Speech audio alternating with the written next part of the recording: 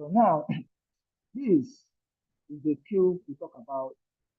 Now it looks like a cube of sugar, as you see it here.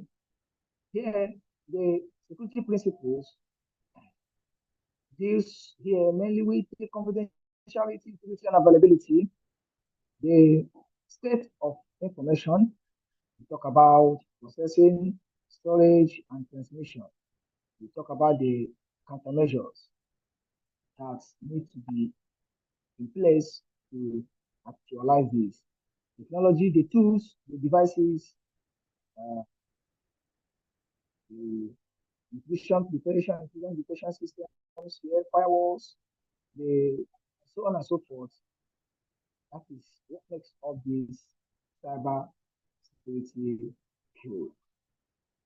Okay, we're talking about the first principle, which is we're talking about the first dimension, which is the security principle.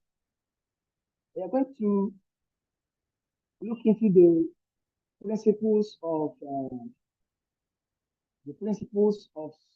information security, which we call the CIA triad.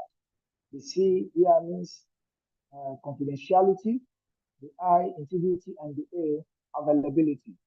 Okay, let's talk about the principle of confidentiality.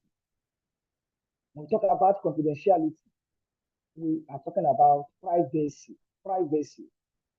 Most of us, almost, we practice confidentiality on our daily basis, even in our gadgets, being password protected. So we have been practicing confidentiality even without being taught about it.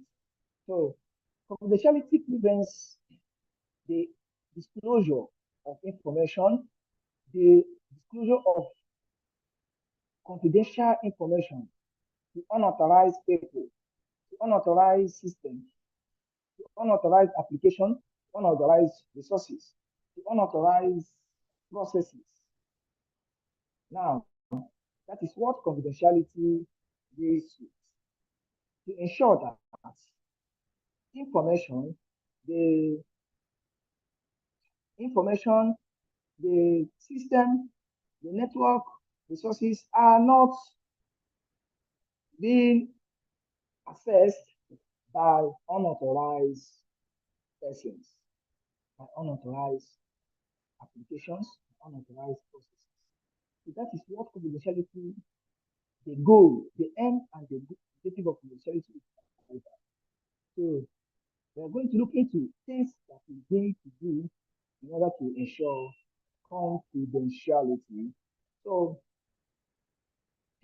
in an organization, organizations have to train their employees on how to safeguard sensitive, classified, sensitive information and protect the organization from cyber attacks, also protect the individuals in the organization from cyber attacks.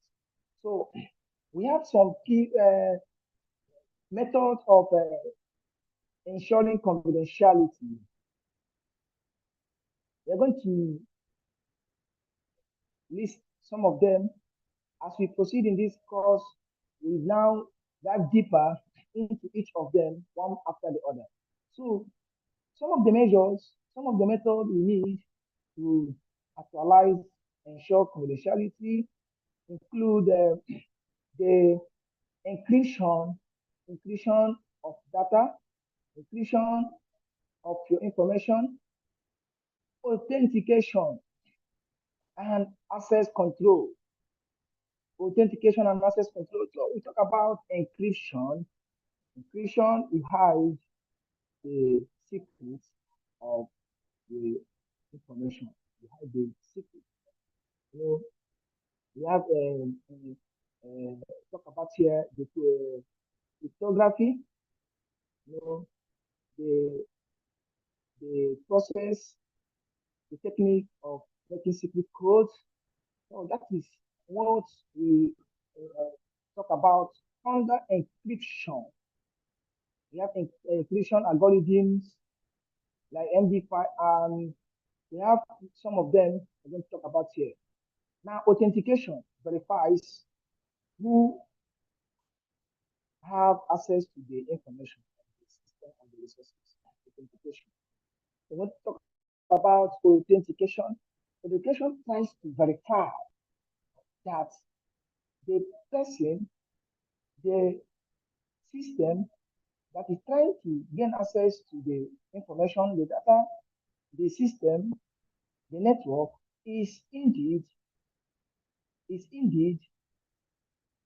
a verified user, is indeed a bona fide user, in the sense that before now, the user has to supply his or her credential, or a system has to supply a credential that will be stored in the system, and anytime the user needs access to the system, information system, it needs to be verified. In the authentication process, we have methods of authentication. We have factors that we can talk about to authenticate user, to verify the user. The authentication system can deploy factor like what you know, what you know. For example, you know your password, you know your passphrase. You're the only person that knows it. Do you understand? So you're the only person that knows your password or your passphrase. Now the system, they ask you, what do you know? Because before now you must have supplied this information to the system, and maybe doing profile creation, doing profile creation, you ask to create your profile, to create your password and your username. So both your password and your user then are what you know. Now, authentication system can also require you to provide what you are, what you are. What you are, mainly, the system may require your biometric identification, like your fingerprint, your facial recognition, even your voice. That is something unique to you. Your fingerprint is unique to you in the whole world. You're the only person that has that pattern, and we are supplying it to the system for profile creation. So when you now need access to the system will require you to supply what you are. Now, the system can also go beyond that to ask you for what you have. What do you have that you have supplied to the system in order to use to identify you? I'm going to use this scenario of ATM machine and ATM card. For example, when in your bank account, you require ATM service. You have to go walk into the bank and request for ATM debit card. And before then, you be captured. Your debit card has to be linked with your fingerprint, and you'll be asked to register it and create a password. That is what you know. Now, you are done with that. And now it is time for you to go and make withdrawal from the ATM machine. As you get to the ATM machine, the system will like to authenticate you, what you are going to verify that it is indeed this bank customer that owns this account, and it is authorized to withdraw this money, this cash. So the system will ask you what you have. And at that moment, what you have is only but not your ATM card. If you supply another ATM card for that transaction, it will not be verified. It will not be verified for that bank account, because your bank account has been linked to that ATM card that you possess. The bank account has been linked to that ATM card you possess. Now, if your system can also ask you to supply what you know, which is your PIN, your passcode, and the supply it. So some ATM may ask you to verify your face facial recognition. So now, if an authentication system deploys two or more authentication methods, we describe that system as multi-factor authentication. Multi-factor authentication. Like a system that deploys two authentication methods is called two-factor authentication or two-factor verification. You know, in multi-factor authentication is an authentication system that require more than one authentication method to verify a user. So it combines two or more factors like what you have and what you know. In the case of ATM, what you have and what you know. Um, that is it. Now, you can also see two-factor authentication in some applications like the Gmail, Google. Like, for example, my own Google account has two-step verification in the sense that it's not just only my password and username, that is what I know. I have to also supply what I have. For example, for me to log into my Google account, I have to first and foremost supply what I know, my username and my password. My Google account will not be opened. It's going to send a request to a device that I have. One of my smartphones that I have linked to my Google account is going to send message asking it to verify that I'm the one. So that means if I don't have that my phone, or if a hacker, if a cyber criminal maybe have gained my password, or someone has stolen my credential and tries to gain access to my Google account, it will not be successful, it will not be authenticated because like the system is using two-step verification. So even if you know you have my password, you will not still gain access to my account because you don't have that device that can link to it. So for you to have full access to my account, you have to get my device and also supply what I know. So that is authentication. We will still go deeper in it as we progress in this class. Okay, we talk about another method of confidentiality, access control. Access control.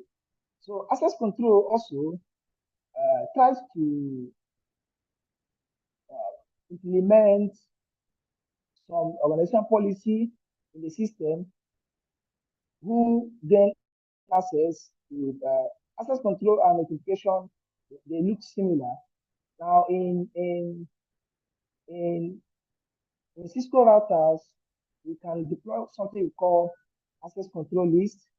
So which is a list of rules given to the configured on the router to filter packets, messages as they cross the router's interface in order to deny or permit based on the policy given to it. So that is an access control. So we talk about protecting the data privacy. So we say it is necessary and important that organizations have to protect the large amount of data that was collected. Because if the, there is security breach, it can lead to loss of reputation, it can lead to loss of competitive advantage, it can also lead to loss of financial revenue uh, when there is security breach, when there is breach to confidentiality of information, when there is breach to the confidentiality of an information system. So, okay,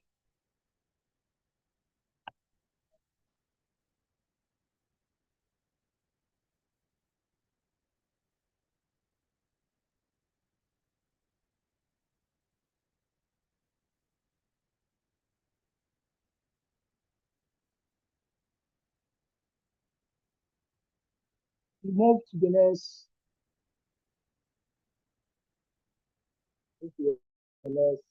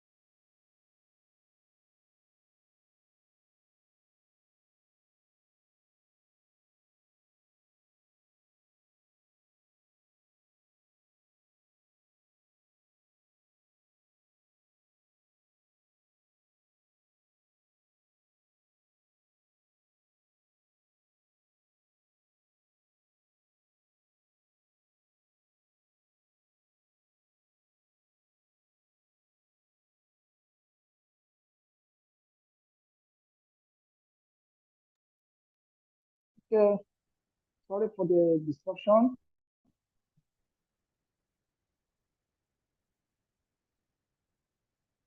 So we're talking about confidentiality, how to protect the data and the information system.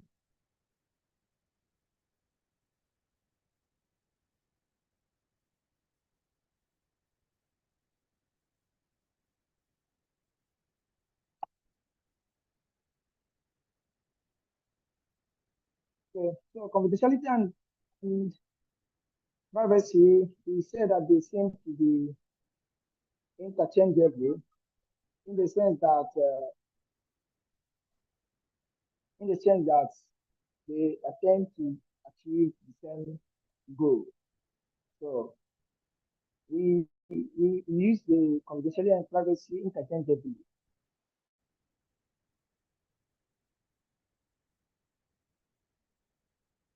Okay, so we go to the next integrity of data.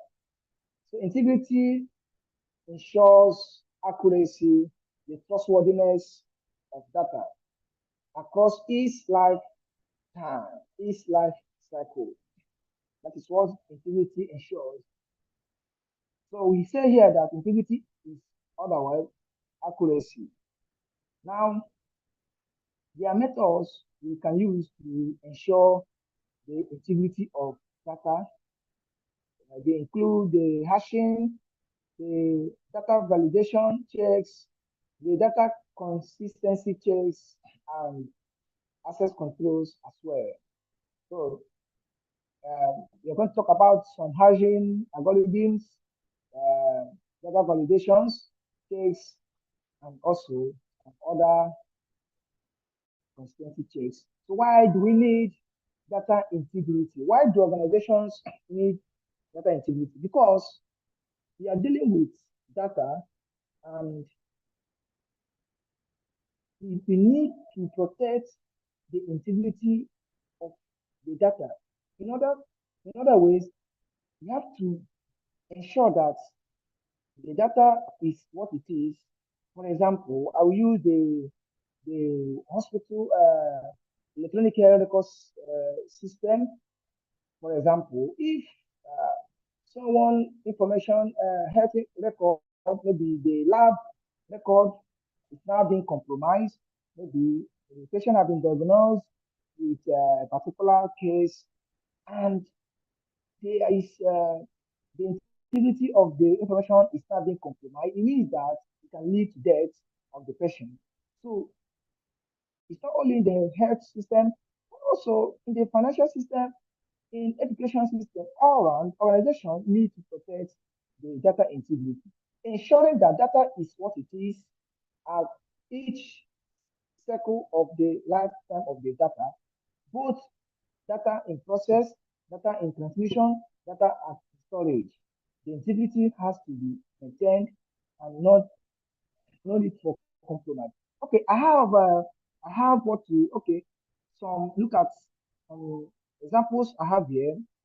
Um, Facebook does not verify the data that is posted in the profile. However, the bank financial organization have assigned higher importance to data integrity.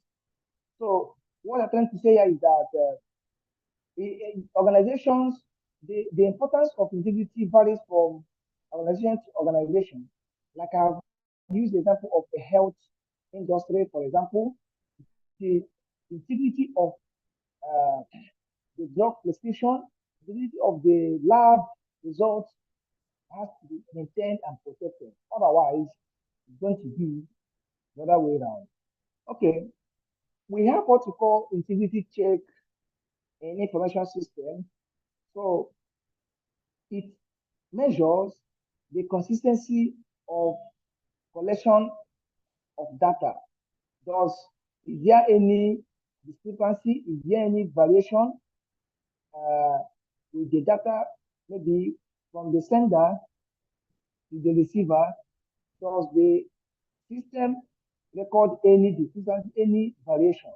So integrity checks is a method to ensure that data integrity is maintained and not being compromised.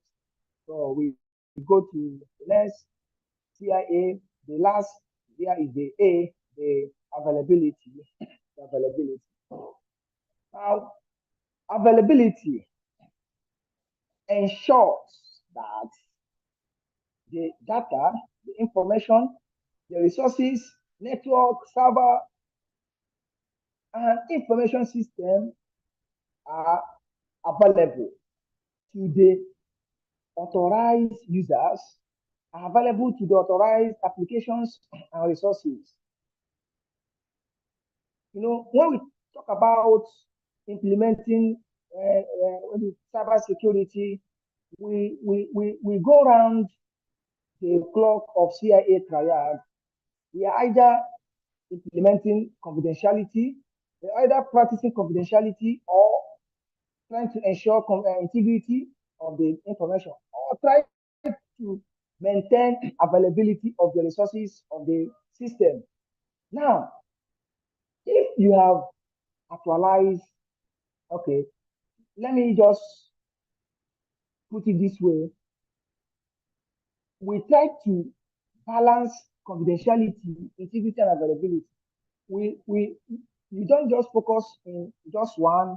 Oh, I have implemented,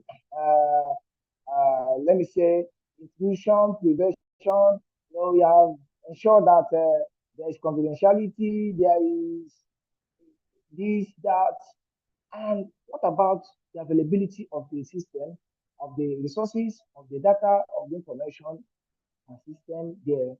So availability, like I said before, ensure that the resources, the information systems, the services that run in the that are being offered by the system are all available at all times. So there is what we call the 99.999% availability. It's an ideal availability rate for an ideal information system. This ensures that the downtime of an information system or is only 5 minutes in a year. So you're going to calculate, you're going to see different nines. You have the 5 nines, the 4 nines, the 3 nines. We even have the 7 nines and the 6 nines. So an ideal percentage of availability is 99.999% in a year, meaning that the downtime is reduced to minimal. It costs organization will lose billions of dollars if their downtime is more when you compare it to their when they are available. For example, you know how much it's going to cost Facebook if the system goes down for, let me just say, an hour. The organization, the vendor will lose millions of dollars. So availability ensures that, yeah, we ensure that their system is available. Even at disaster, when disaster occurs, we also ensure that it does not affect the critical component of the information system. You know, there are some organizations that require maximum availability and the health industry, health system in an ICU, intensive care unit that monitors patient life needs to be available 24/7 because if there is any downtime, it can lead to the death of the patient. Talk about the financial institute, talk about the e-commerce systems, you know. So these organizations, we spend money to ensure that their systems, organization, information system are up and running at all times. So method we can use to ensure system availability, we say that include the system redundancy. When we talk about redundancy, we are talking about creating an alternative means, creating an alternative link, creating a backup. You know, redundancy, for example, I have in my organization, for example, say, use the bank as an example. The bank has, let me say, an ISP that connects its branch to the headquarters, you know, or to the internet. Let me use that as an example. So redundancy means here that there may be a redundant link to the network. Then we have two service providers. So in network, we have something called the redundant protocol, the router redundant protocol. Cisco provides something like a host and buy router protocol, first hop router protocol, which creates a virtual router in this case, and the systems will not notice when a link goes down. So the other redundant link comes up without affecting the internal process of the network. So that is redundancy, having a redundant link, an alternative. And now we talk about the system backups. Talk about the system backups. Talk about the system backups. In the system backups, we ensure that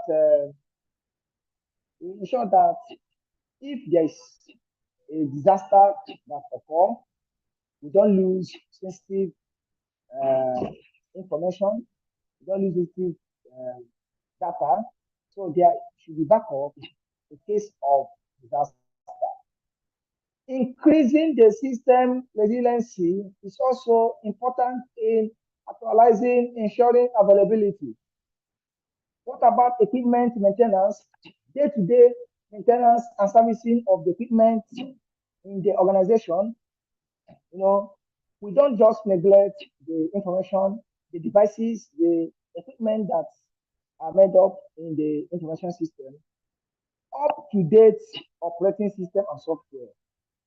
Regular updates of the software is also important to patch up the vulnerabilities that have been discovered. You know, our system updates are also very, very important to actualize availability. So now, very important, there should be disaster recovery plan. There should be business continuity plan. There should be uh, plan to recover from disaster for unforeseen disasters. So business continuity, disaster recovery are also part of availability plan we have to implement. So we talk about high availability of system because it is very, very important to design systems, our network, our software information system with aim of high availability. So we need to eliminate what we call single point of failure. Single point of failure. What do we mean by single point of failure? Single point of failure is a scenario where we only depend on one source. I will take, for example, now I have, let me say, in an organization that depends maybe on one gateway to the internet. And once that gateway goes down or is faulty or something happens to it or the ISP goes down, now the entire organization will not have access to the internet today. So that is just a single point of failure. It means that when one system goes down, the entire system that depends on it goes down. So now we have to eliminate single point of failure by creating redundancy. Redundancy helps to eliminate single point of failure. You don't have to cluster on one link or thereabout. So there should be redundancy. So now we have to also provide reliable crossover. We have to also be able to detect failures as they occur. System monitoring, network management system that monitors and manages the, the clients, to know the health of the network is also important in availability.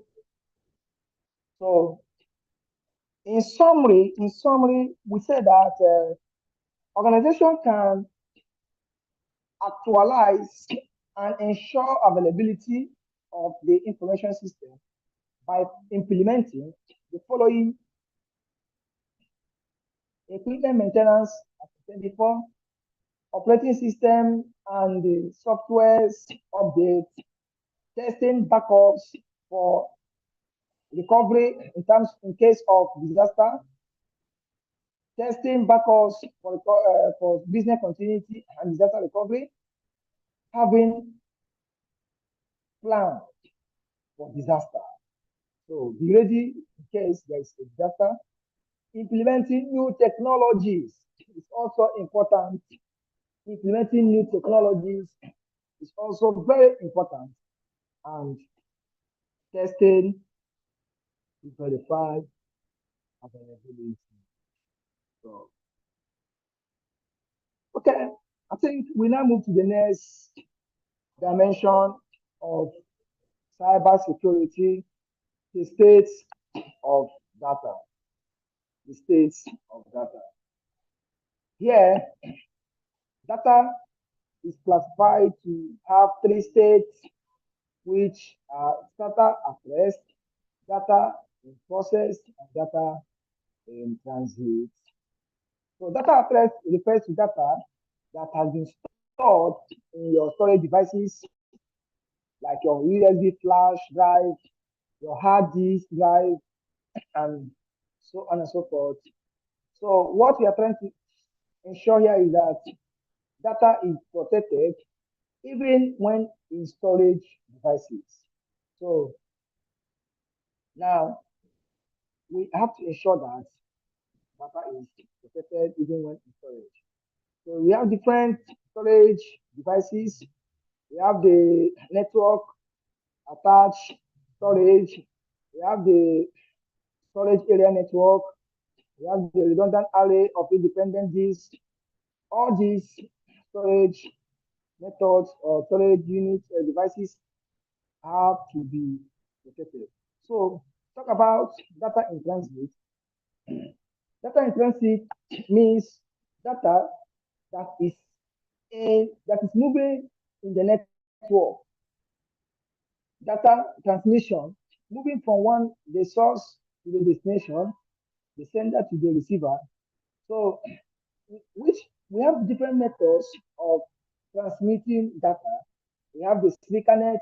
Sneaker net are, uh, uh, uses removable media to physically transfer, move, collect data from one source to another source, from one device to another device, from one computer to another computer. Sneaker net. So things like using um, your removable media like thumb drive to copy a file from one computer to another. So we classify such devices as sneaker net. We have the wired networks. Wired network uses cables. The cables can be the shielded and unshielded twisted pair cables. In transmitting, we have the fiber optic cable that makes use of light in propagating signals. Now, we need to ensure that these data that are being transmitted across the network are all protected. So protection of transmitted data, we also have the wireless networks. Of course, wireless network uses the radio frequency, electromagnetic wave to propagate and transmit data. And data is transmitted, is broadcasted via wireless radio and access points, and users connect. The technology that can be seen here, one of the most common technology here is the Wi-Fi, the wireless fidelity.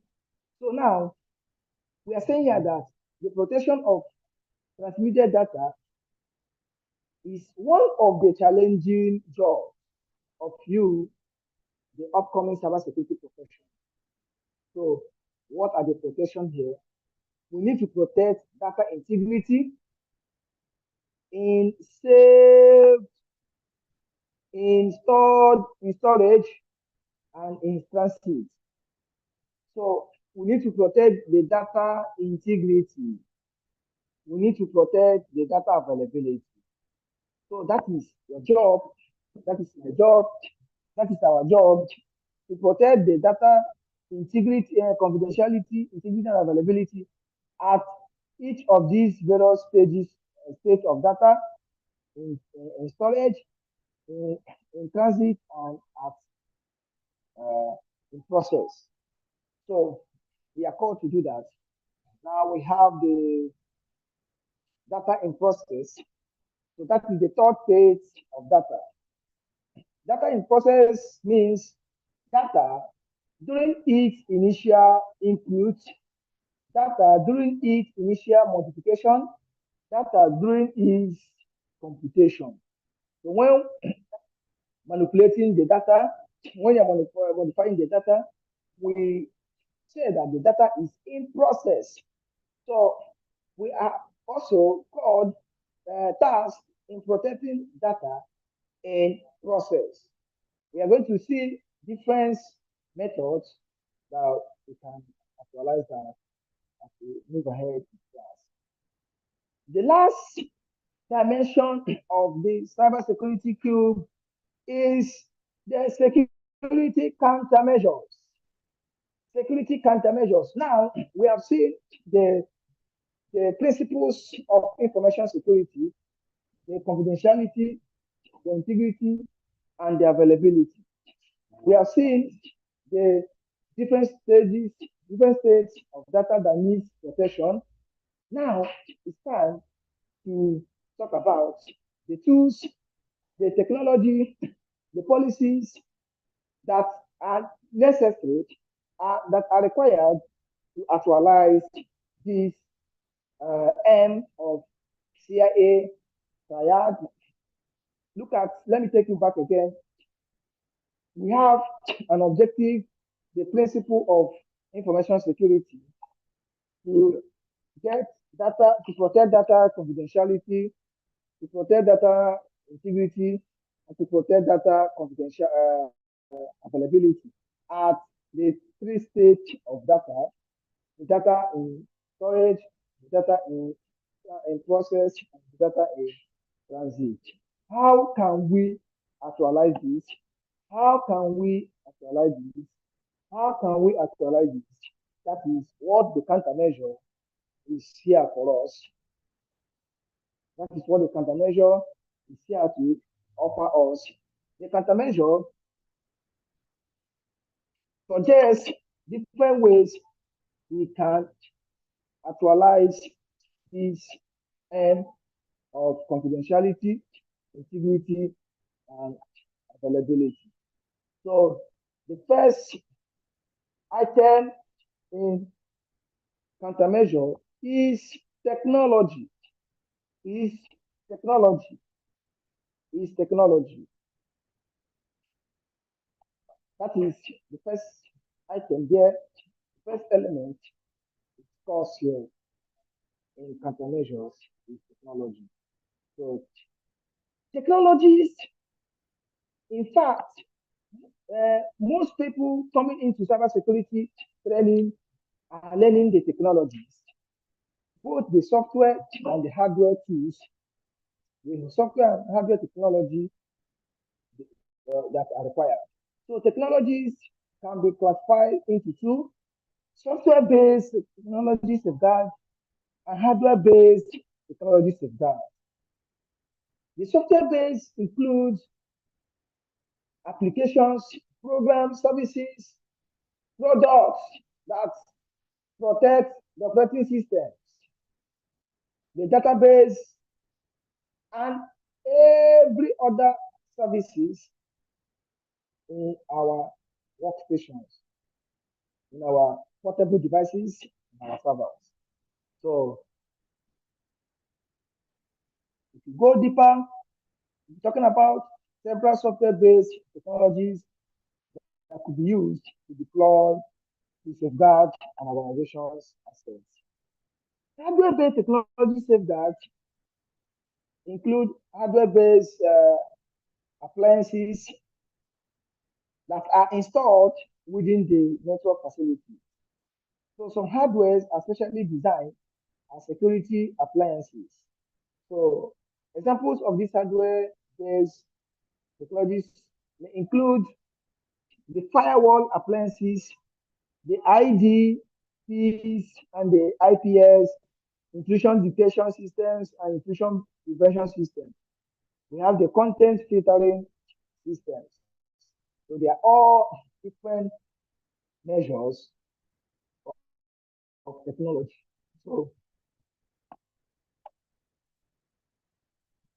say talking about the technologies that the third element of technology safeguard is network-based technology safeguard.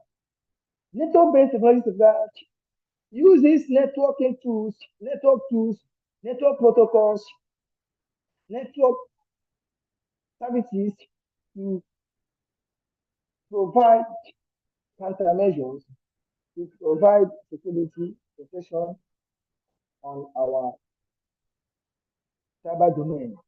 So technology tools, technology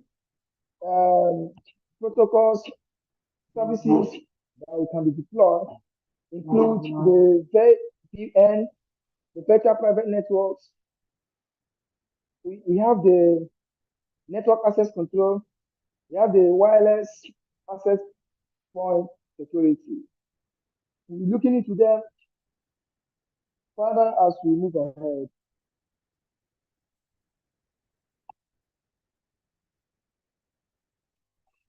Okay, say part of the countermeasure. We talk about the cyber security awareness. Talk about the cyber security awareness, education, and training. Of course, we are here acquiring the training. We are acquiring the training.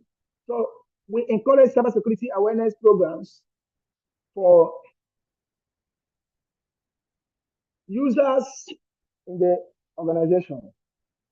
It is said that users are the weak part of an information security system. So a user that is not informed or that is not has not taken through some training awareness programs might be a weak point to our information system and compromise our security. So different ways to implement training. What we are doing right now, we are offering an informal training.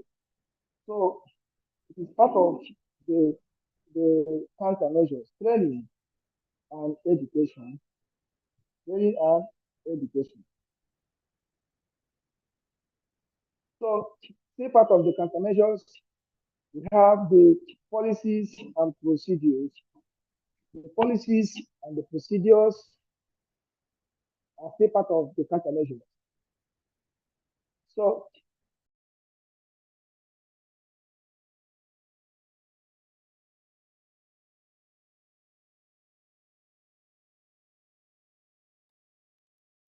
so what is a security policy? We said that a security policy is defined or described as security objectives an organization has written or set out, which include rules of behavior for users in the organization. The users include both the, the administrators and uh, the normal everyday users in an information system. So these rules, we say that they, they affect the organization, information system, and the users in order to ensure that the security of the network, the security of the data, the security of the computer systems are not compromised. Here part of the countermeasures, we have the guidelines and procedures. Guidelines have a list of suggestions on how to do something more efficient. While procedure is a document, it is a detailed document that includes details that contain a step-by-step instruction on how to get something done. That's the procedure.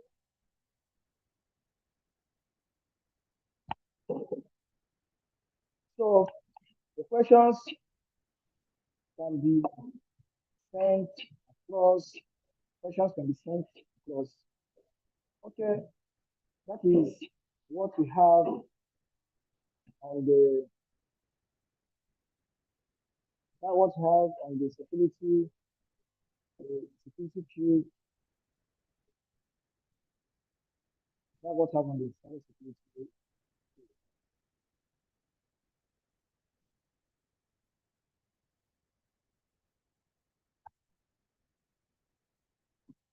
So we'll be talking about another.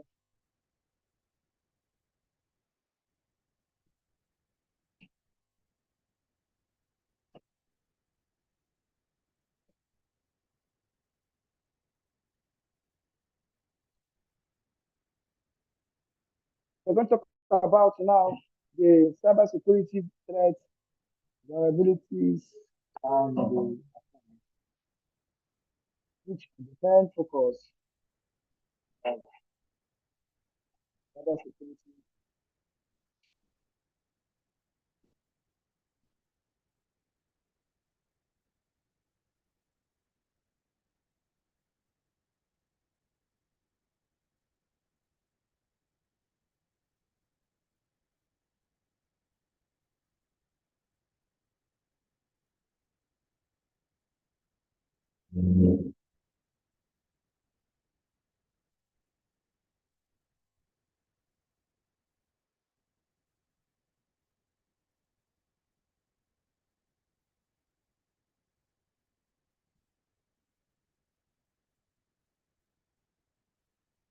sharing the screen with you.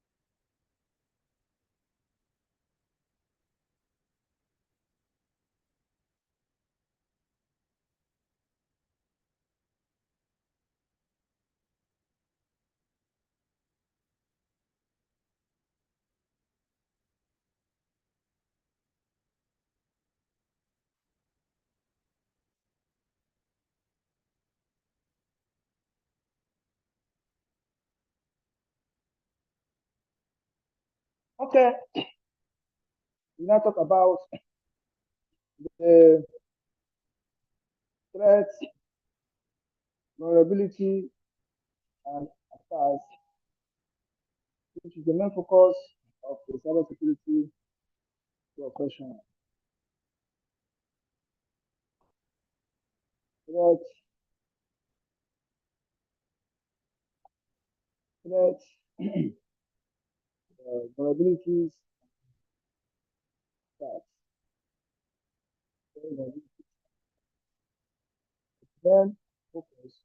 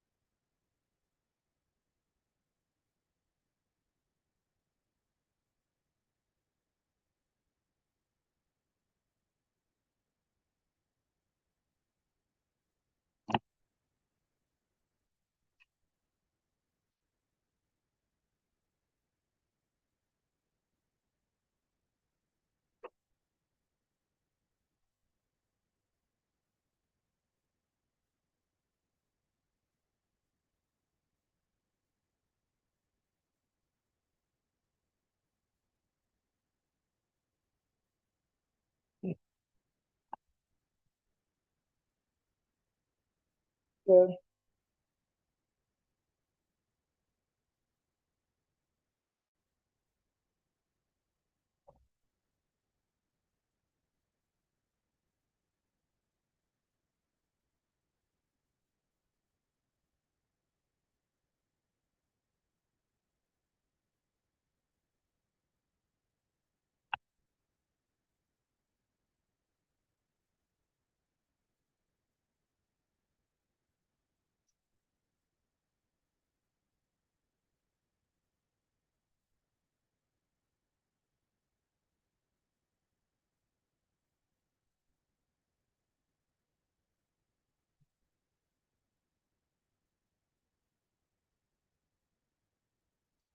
Talking about the types of malware, the different types of malware. So what is malware? Malware stands for malicious software. Any code written to steal, disrupt a computer system, the data in it, even the entire information system. So malware are used mainly by criminals to target the user's end devices through the installation of those codes. So now we are going to look into the various types of malware available. Malwares include the viruses, the worms, the Trojan horses, the Trojan horse, and we have the logic bomb, we have the ransomware, we have the ransomware, we have the backdoors and the rootkit.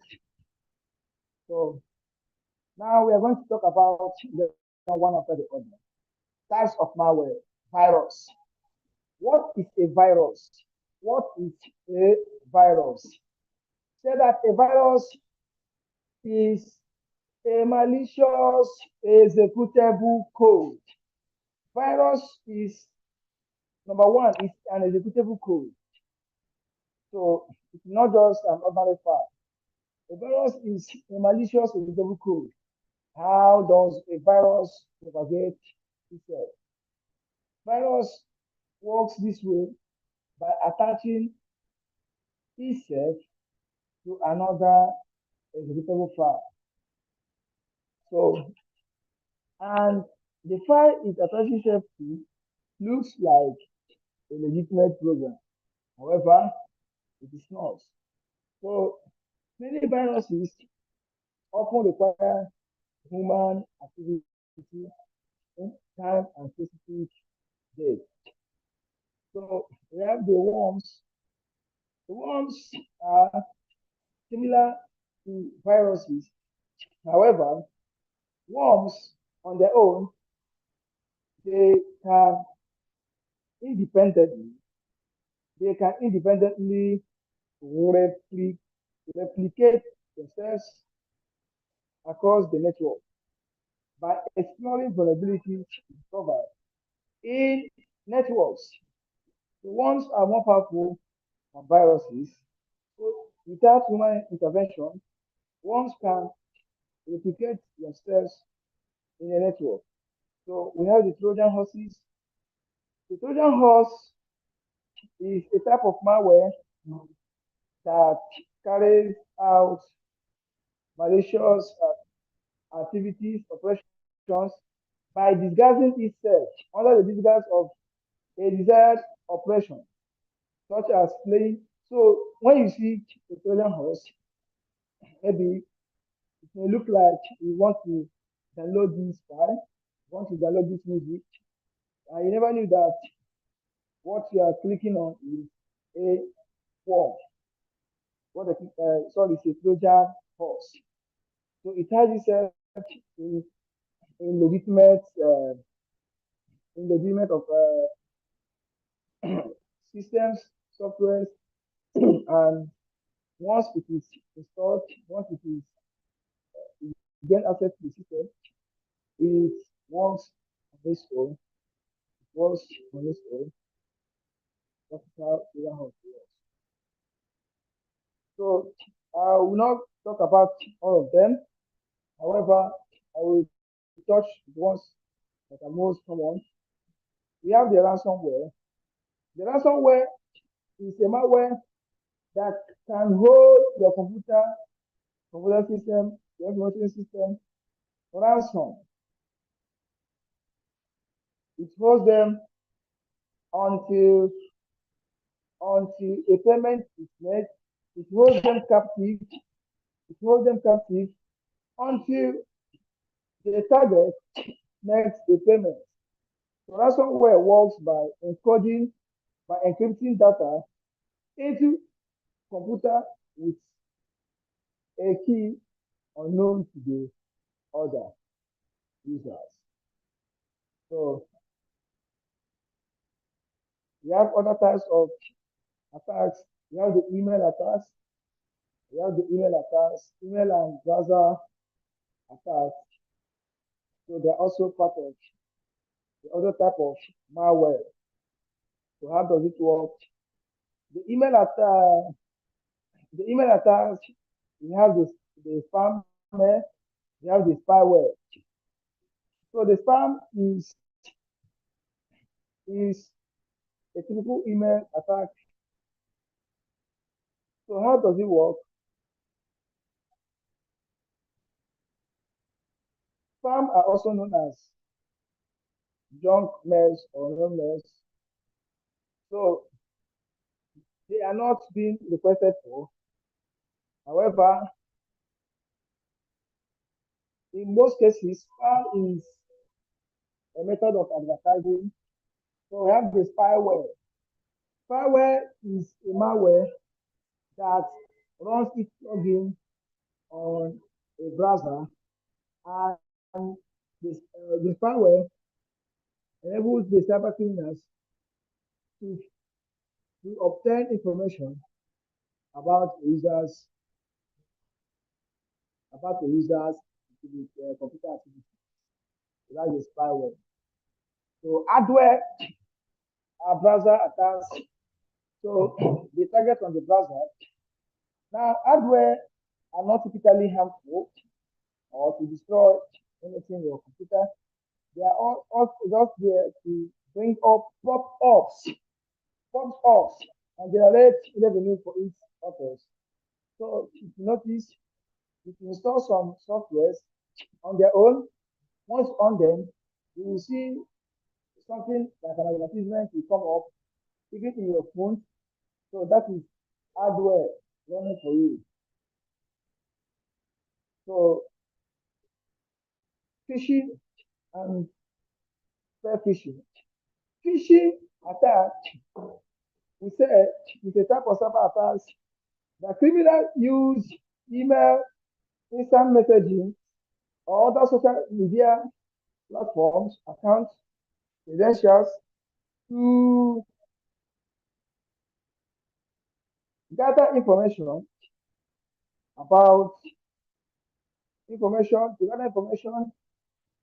how information about an organization or individual by masquerading as a reputable entity or person.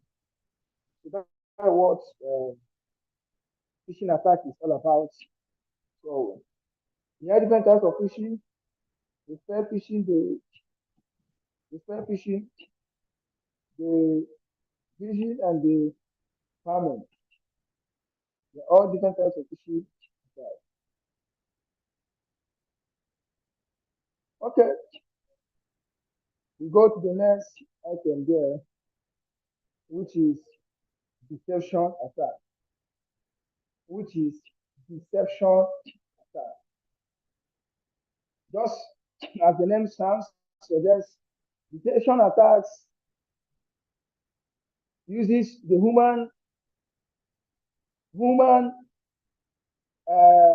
psychological conscience, like trying to lure somebody into doing something.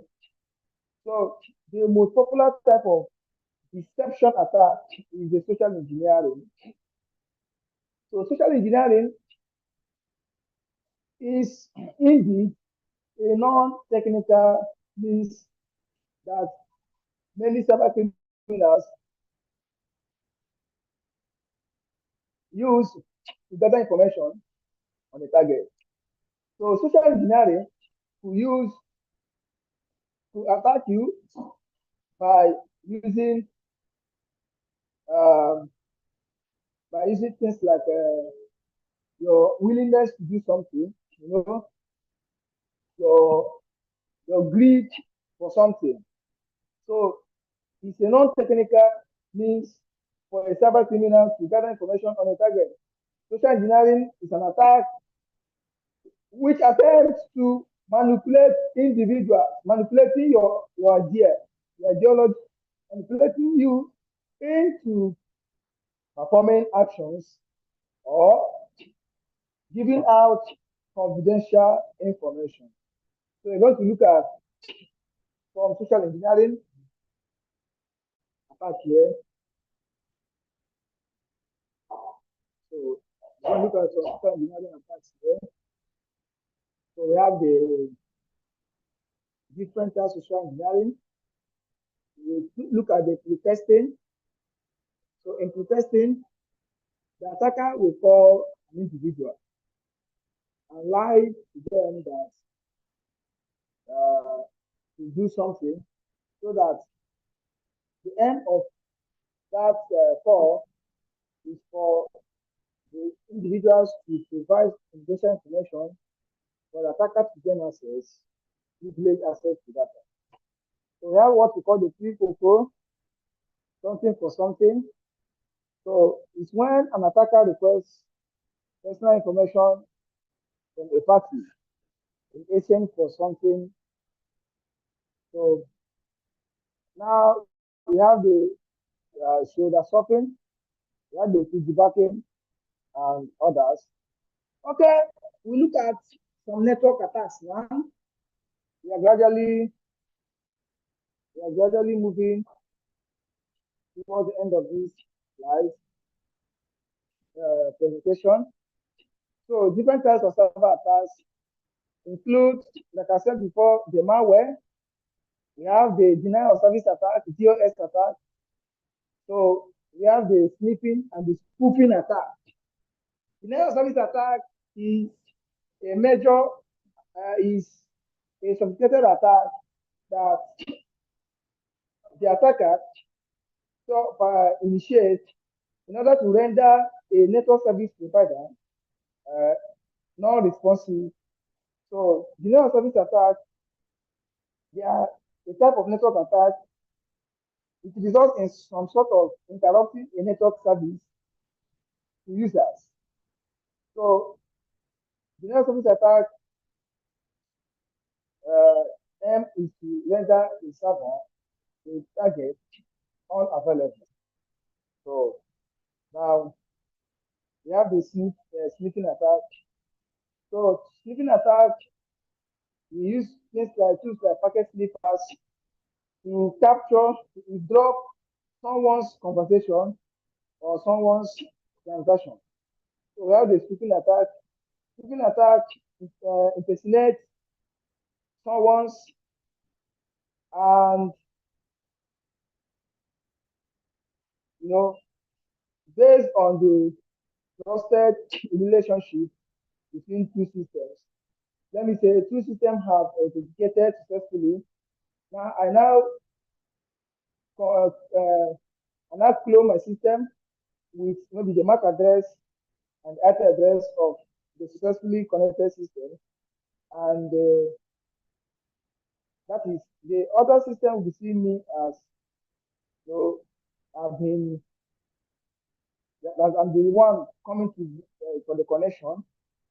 For example, let me say an access point has already authenticated a client device. So with phishing attack, an attacker can take advantage of the trusted relationship that has been created between the authentication which has been accomplished already. The attacker can take advantage of that. So we have the man in the middle attack. Man in the middle attack is performed by a criminal who tries to intercept the conversation between two computers and steal information, steal and manipulate sensitive information. We have the zero-day attacks. Zero-day attacks are unknown attacks. Zero-day attacks, we refer to them as zero-day threat because they try to exploit software vulnerabilities which have not been known to the vendor or to the user. So that is zero-day attack exploits zero-day vulnerability discovery. So that's that. Wireless and mobile attacks. So wireless networks most times face serious network attacks because of some reasons. So let's look at some of the wireless attacks we can have. We have the rogue access point. A rogue access point is an access point. A rogue access point is a wireless access point that is installed in a secure network without explicit authorization. So a rogue access point can be set up in two ways. So we're going to look at the RF jamming and blue hijacking, blue jacking, and blue snapping. So the rogue access point is a wireless access point installed on a secure network without explicit authorization. The rogue access point can be set up to RF jamming and jacking and snapping. RF jamming is a wireless signal that wireless signals that are successful to enforcement, electromagnetic interference, EMI, and so on and so forth. Why Bijake, we brought it from the term that is used to send authorized messages and authorized messages to another Bluetooth device. So Bijake, blue snapping uses Bluetooth to launch the attack. So blue snapping occurs when the attacker copies the victim's information from his device. Okay, the last but not the least, wireless network security protocols. The wireless network security protocols, they act as the security uh, men that the wireless network can deploy. At the moment, there exists three, there exists three wireless security protocols. The wired equivalent, wired equivalent, and the WPA, Wi-Fi protected access. So now we have the WPA 2 and WPA, and now we we have the WPA 3 now currently. So all these are different security methods that can be deployed. There are different security methods that can be deployed to protect wireless networks. They can be deployed to protect wireless network. So that is what we talk about here. So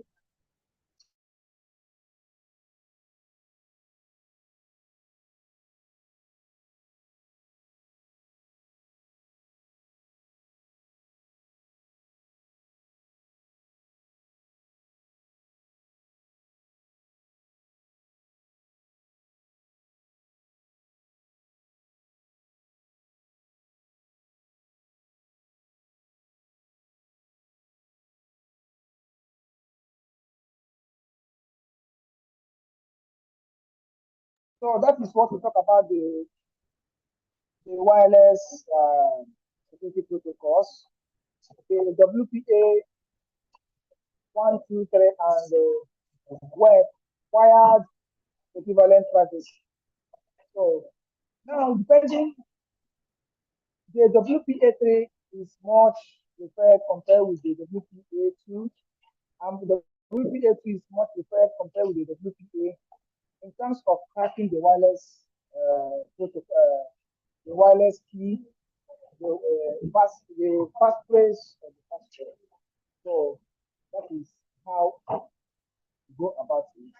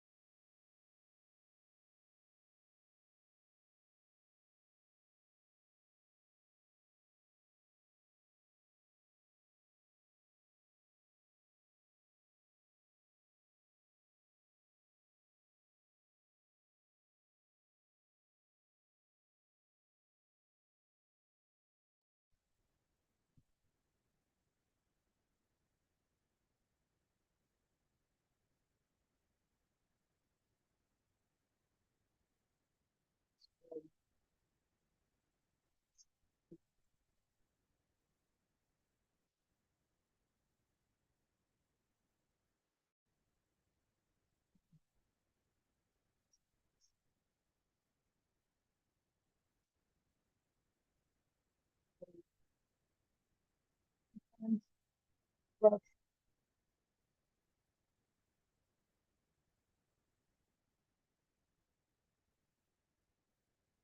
it's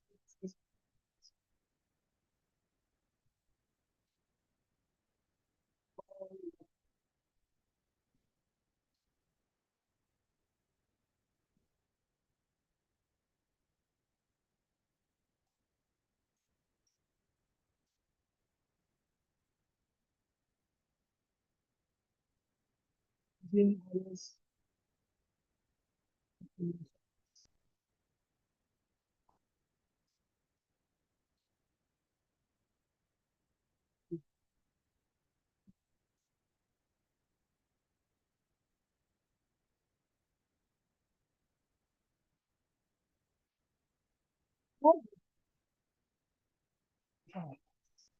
is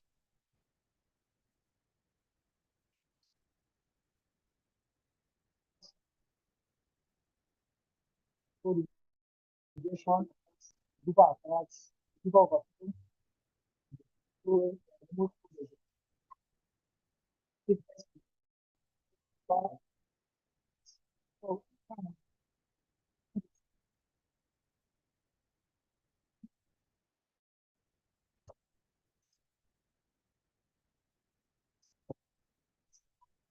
this code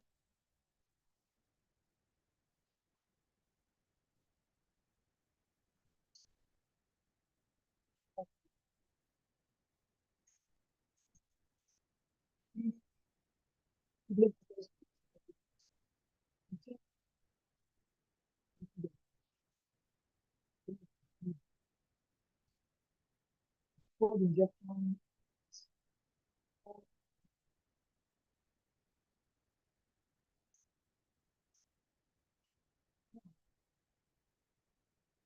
code injection,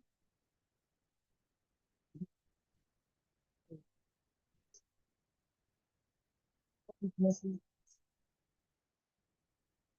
in the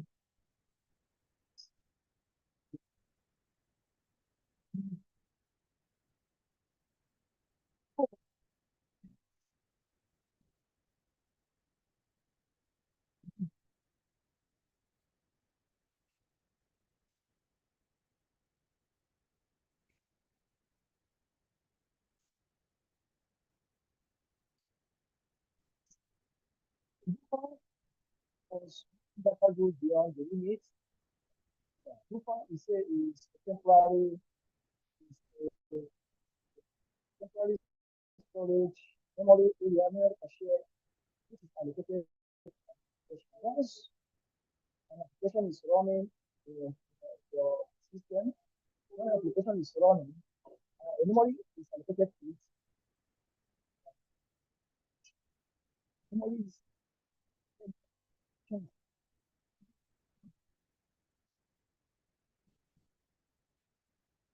overflow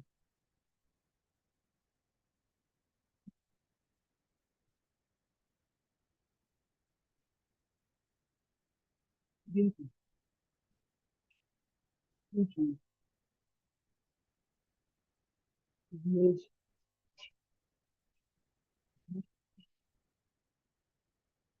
smooth communication,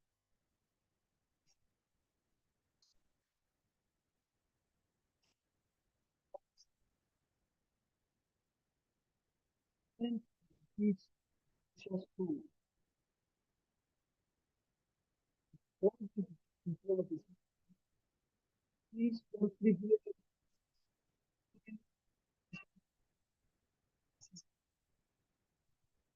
is that's the privilege.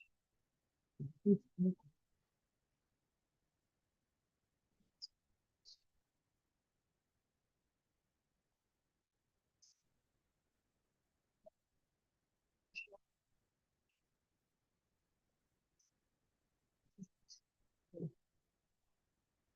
provide the capability to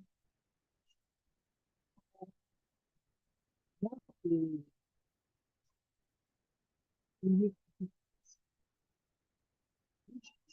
of the users extending their capability. So with this, What do you have to do? So you guys can please do this.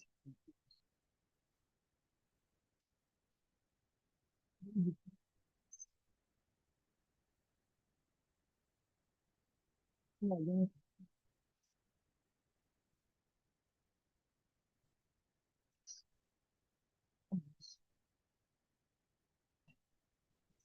to pass application before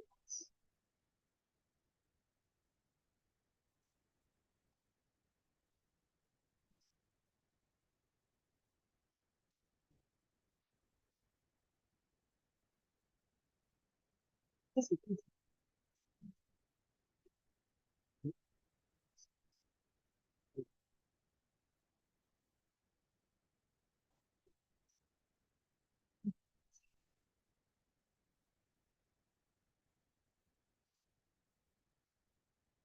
Post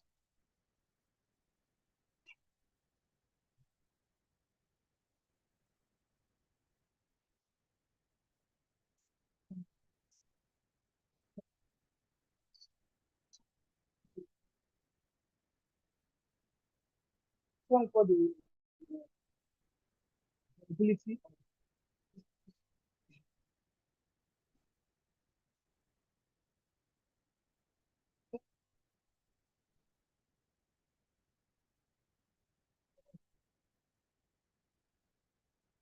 users, data,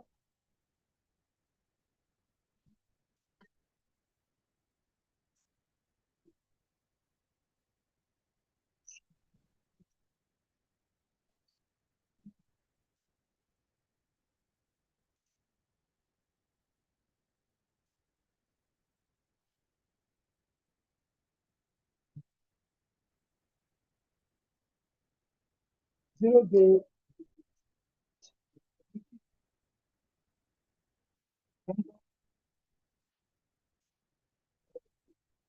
so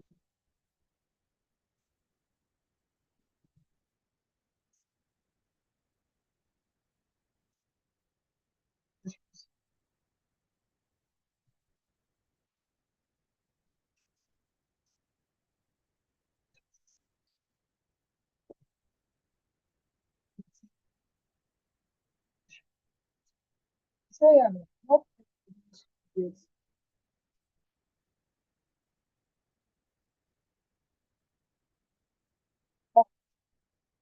no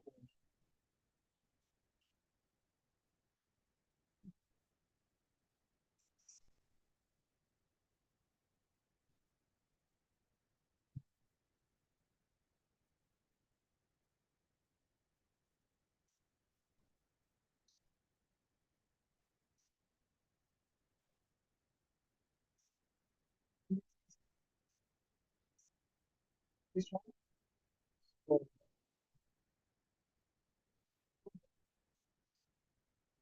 the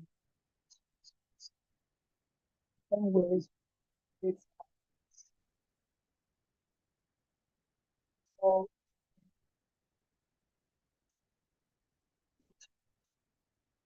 so this which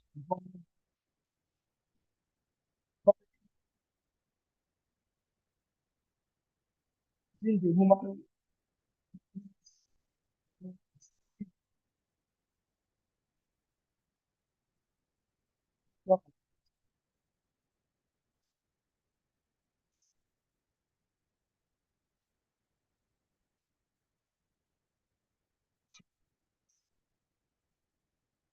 this